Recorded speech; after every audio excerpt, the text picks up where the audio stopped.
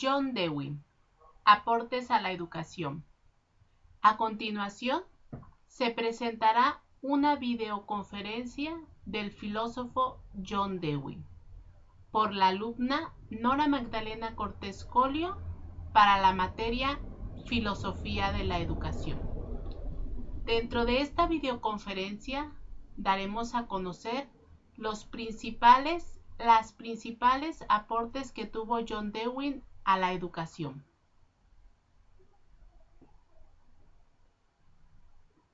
Mencionaremos cómo John Dewey en aquel tiempo mencionaba algunos métodos que se deberían de utilizar y hoy en día es la novedad para nosotros. Pero aún así no sigue habiendo cambio en la educación.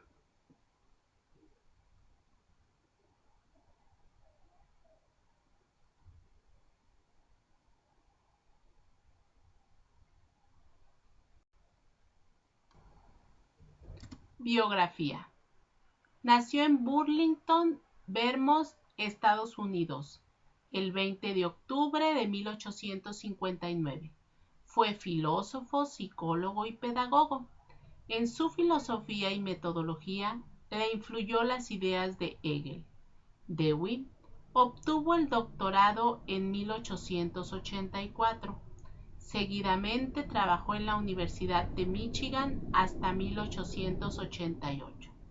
Contrajo matrimonio con Alice Chipman, la cual contribuyó a interesar a Dewey en los temas educativos. Se le considera el padre de la psicología progresista. Murió el 1 de junio de 1952. John Dewey fue el filósofo norteamericano más importante de la primera mitad del siglo XX. A lo largo de su extensa carrera, Dewey desarrolló una filosofía que abogaba por la unidad entre la teoría y la práctica, unidad que ejemplificaba en su propio quehacer intelectual y militante. Su pensamiento se basaba en la convicción moral de que democracia es libertad, por lo que dedicó toda su vida a elaborar una argumentación filosófica para fundamentar esta convicción y a militar para llevarla a la práctica. El compromiso de Dewey con la democracia y con la integración de teoría y práctica fue sobre todo evidente en su carrera de reformador de la educación. Experiencia y educación, que mediante las destinadas principalmente a sus compañeros filósofos y como él mismo dijo, democracia y educación, fue lo que más se parecía a un resumen de toda su postura filosófica. Los esfuerzos de Dewey por dar vida a su propia filosofía en las escuelas estuvieron acompañados de controversias y hasta hoy en día siguen siendo un punto de referencia en los debates acerca de los fallos del sistema escolar norteamericano. El enemigo de los conservadores fundamentalistas es considerado como el precursor inspirador de los reformadores, partidarios de una enseñanza centrada en el niño. Esta teoría del conocimiento destacaba la necesidad de comprobar el pensamiento por medio de la acción, si se quiere que éste se convierta en un conocimiento. Dewey reconoció que esta condición se extendía a la propia teoría. Mencionaremos las obras más destacadas. Psicología, 1887. La escuela y la sociedad, 1889. Democracia y educación, 1916. La reconstrucción de la filosofía, 1920. Naturaleza humana y conducta, 1922. La búsqueda de la certeza, 1929. Experiencia y educación, 1938. Problemas del hombre, 1946. La pedagogía de Dewey requiere que los maestros realicen una tarea extremadamente difícil, que es reincorporar a los temas de estudio en la experiencia. Cada niño ha de realizar su propio destino, tal como se revela a ustedes en los tesoros de las ciencias, el arte y la industria. Si los maestros enseñaran de esta forma, orientando el desarrollo del niño de manera no directiva, tendrían que ser, como reconocía Dewey, profesionales muy capacitados, perfectamente conocedores de la asignatura enseñada, formados en psicología del niño y capacitados en técnicas destinadas a proporcionar los estímulos necesarios al niño para que la asignatura forme parte de su experiencia de crecimiento.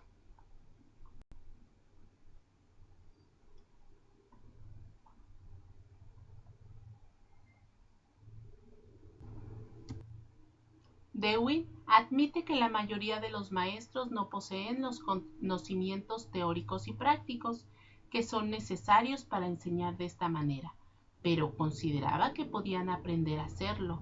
Según Dewey, las personas consiguen realizarse utilizando sus talentos peculiares a fin de contribuir al bienestar de su comunidad, razón por la cual la función principal de la educación en toda sociedad democrática es ayudar a los niños a desarrollar un carácter en conjunto de hábitos y virtudes que les permita realizarse plenamente de esta forma. Dewey afirmaba que para que la escuela pudiera fomentar el espíritu social de los niños y desarrollar su espíritu democrático, tenía que organizarse en comunidad cooperativa.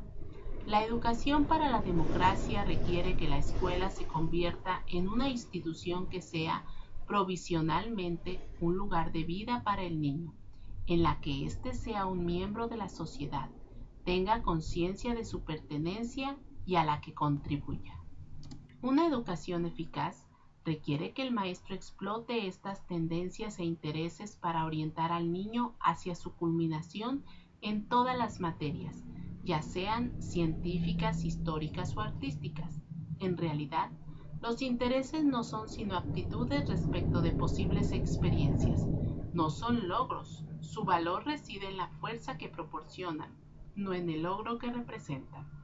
Ejemplos como este muestran no solo cómo el interés del niño por una actividad concreta sirven de fundamento para enseñar un tema de estudio, sino también cómo familiarizarlo con los métodos empíricos de solución de problemas, en los que los errores constituyen una parte importante del aprendizaje.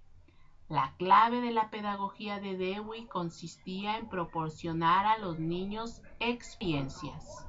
La teoría pedagógica de John Dewey permite explicar el valor que tienen las experiencias o vivencias en la formación del niño y fundamenta nuevas formas de actuación o intervención pedagógica que han revolucionado la práctica docente hasta la actualidad. Para Dewey, el modelo tradicional no hacía más que promover una enseñanza puramente verbal, mediante la cual se obligaba al niño a memorizar y repetir, reducido a una condición de pasividad. El niño solo estaba destinado a escuchar y absorber.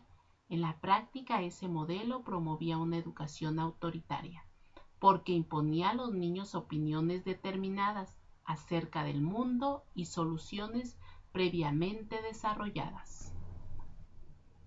La creación en el aula de las condiciones favorables para la formación del sentido democrático no es tarea fácil, ya que los maestros no pueden imponer ese sentimiento a los alumnos.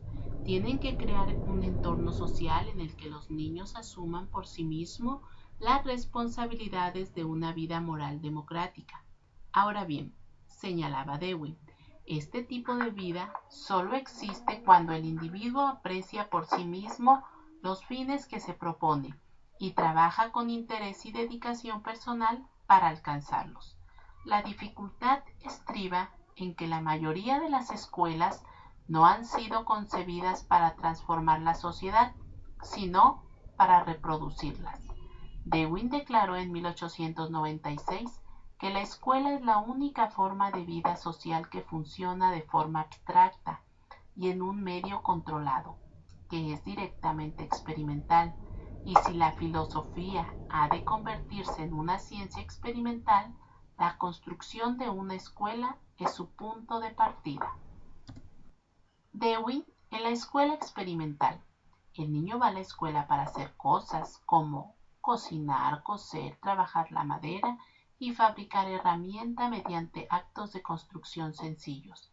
Y en este contexto y como consecuencia de estos actos se articulan los estudios, lectura, escritura y cálculo, entre otros. La lectura, por ejemplo, se enseñaba cuando los niños empezaban a reconocer su utilidad para resolver los problemas con que se enfrentaban en sus actividades prácticas.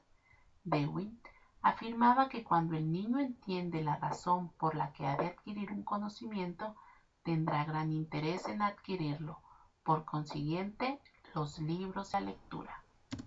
En conclusión, digamos, para concluir que aunque tal vez haya en cada distrito escolar norteamericano, por lo menos, un maestro de la enseñanza pública que ha leído a Dewey y que trata de enseñar siguiendo sus principios, sus críticos han exagerado su influencia. Su legado reside menos en una práctica que en una visión crítica. La mayoría de las escuelas están lejos de ser esos lugares supremamente interesantes que él hubiera querido que fuesen. Sin embargo, para los que quisieran que fueran precisamente eso, la obra de Dewey sigue siendo una gran fuente inspiradora. La bibliografía de la que fue tomada para realizar este trabajo es www.biografiasyvidas.com, www.google Imágenes John Dewey.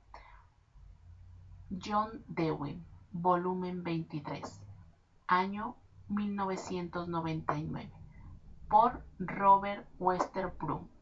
Gracias.